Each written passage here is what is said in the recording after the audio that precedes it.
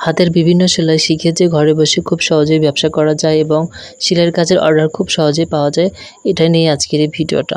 আসসালামু আলাইকুম, আমি ফারুক আহমেদ সকাল চলে আসলাম নকশা পেজ থেকে। আপনি যদি হাতের কোনো সেলাই পারেন কিংবা হাতের কাজ শিখে যদি ব্যবসা করতে চান, তাহলে কিন্তু অনায়াসেই কাজটা করতে পারেন। স্ক্রিনে যে কাটওয়ার্কের কাজটা দেখতেছেন, এটা আমার নিজস্ব ডিজাইন করা। যারা কাটওয়ার্কের কাজ পারে তারা নিজস্বভাবে ডিজাইন করতে পারে। আপনারা যদি কাটওয়ার্কের কাজ শিখতে চান কিংবা কাটওয়ারের কাজ ভালো লাগে, তাহলে কিন্তু আপনি অনায়াসেই কাটওয়ার্কের ডিজাইনটা করতে পারেন।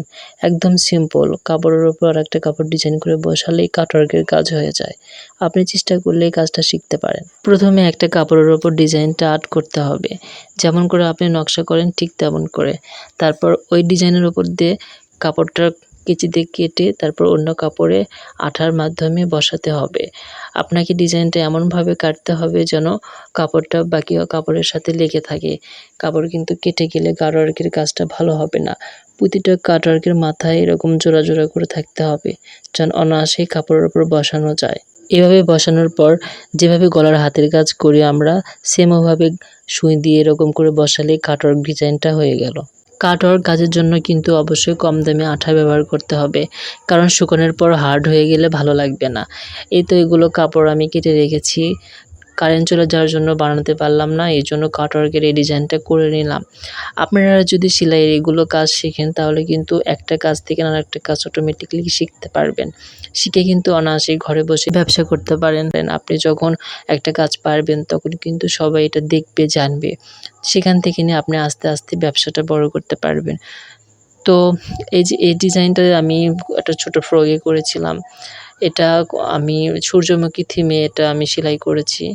তো কিছু কাজটা বাকি আছে, নিচে আমার কয়েকটা ফুল ওঠাতে হবে। কারেন্ট চলে গেছে, ভাবলাম এটা আমি করব। তো এটা একটা ধরনের সুই সুতার একটা ডিজাইন। তো আপনি কাটওয়ার্কের কাজও শিখতে পারেন। এই যে এরকম সুই সুতা দিয়ে এরকম করে নকশা করা, এগুলো কাজ একদম সহজ। এগুলো আপনি শিখে একটা ব্যবসা দাঁড় করাতে পারেন। বিভিন্ন ধরনের ফ্রক ডিজাইন করলেন, তৈরি করে কিন্তু আপনি কাজে লাগাতে পারেন। তারপর এইতো একটা পাঞ্জাবিতে আমার এরকম একটা কাজের ডিজাইন পেয়েছিলাম। তো এটাও আমি একটা করতেছি নকশা। আসল কথা, নকশা কাজটা আপনারা শিখতে, শিখতে চর্চা করতে, করতেই হয়ে যাবে।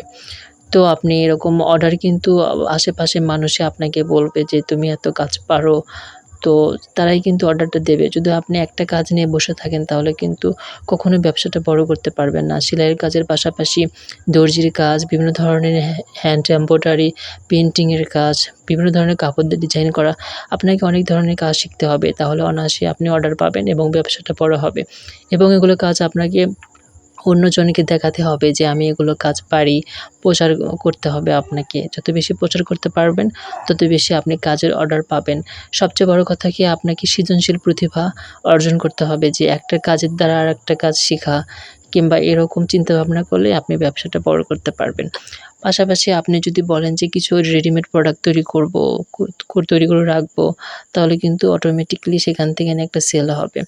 এরকম করে আপনাকে ব্যবসা বড় করতে হবে। তবে একটা কাজ নিয়ে কিন্তু আপনি সামনে এগোতে পারবেন না।